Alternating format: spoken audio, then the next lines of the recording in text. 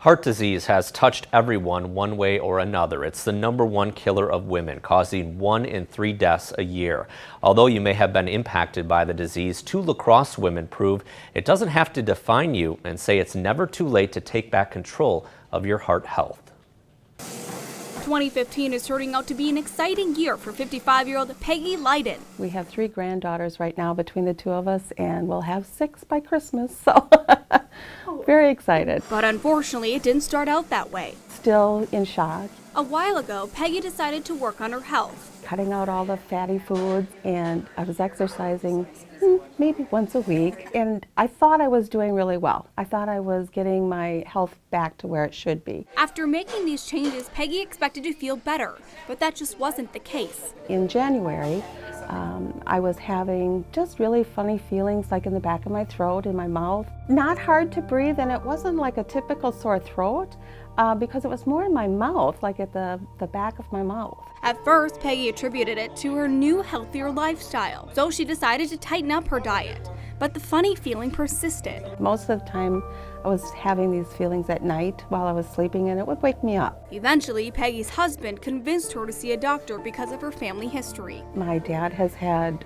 4 bypass surgery done, and my brother had a stent put in about 7 years ago. He had a heart attack. The doctor decided to run some tests, and the results shocked Peggy. And then the doctor came in, and she asked me if I was having any chest pains, and I said no. At that moment, Peggy learned she had a heart attack.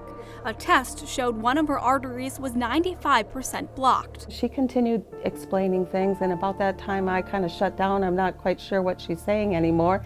And it dawned on me, I said, "You're telling me that I'm not going home today?" And she said, "Nope."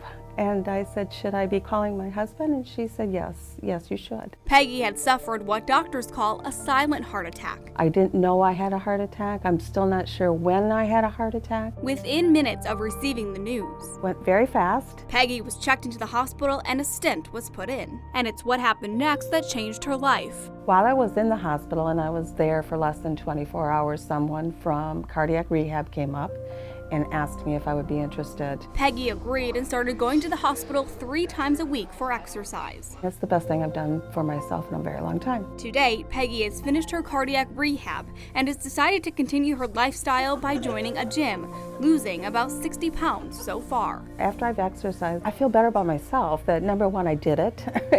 I'm still doing, I'm still continuing, and I can feel the changes that are happening. I wish I would have started at 35 so that I would have an additional 20 years to enjoy everything, because it's easier to do everything now.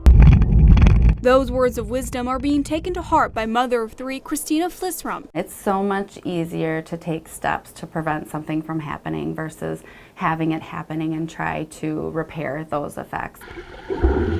Christina has always been an athlete, spending most of her time in the water. During high school, I swam on the high school team and then went off to college and swam through college. After college, Christina got married and had 3 kids, noticing she had gained some weight. At one point in time, I remember getting on the scale and it was like, oh my gosh, and it was becoming harder and harder to continue to maintain all the activities my kids were doing, and I thought I just need to change something here. Especially because heart disease runs in her family. My dad has had heart complications. I have had grandparents that have heart complications. So she knew now was the time to make a lifestyle change. I think it added fuel to the fire, so to speak. Christina started watching her diet and trying to work out every day. Diet and exercise is the one thing that we have control over. We can't control our parents and the genetics there, but we can control what we put in our mouth. The pounds started falling off and Christina started to have more energy to spend with her kids. We mountain bike as a family, so every other weekend we are across the state of Wisconsin doing mountain biking races. In September, Christina will be competing in her first full Ironman triathlon, a total distance of 140.6 miles. So it's setting little goals and celebrating those. It's not always about the complete end destination. It's what am I going to do by next week or in a month from now that I'm going to be proud of. Now Peggy has that same outlook. I've been nicer to myself along the way. And just if I had a bad day or dieting-wise, I could always pick it up the next day. 2 completely different women, changing their lives in 2 completely different ways because of one common goal, putting up a fight against heart disease. Lots of new grandbabies coming this year, and I want to be able to enjoy being around them for a long, long time yet. It's really about what can I do today so that I don't have some issues later on in life. In La Crosse, Brittany Schmidt, News 8. Best of luck to them. Peggy and Christina's stories are being featured at the American Heart Association's Go Red for Women luncheon in La Crosse. It's an event to help raise awareness and funds to support research, education, and community programs to benefit women's cardiovascular health.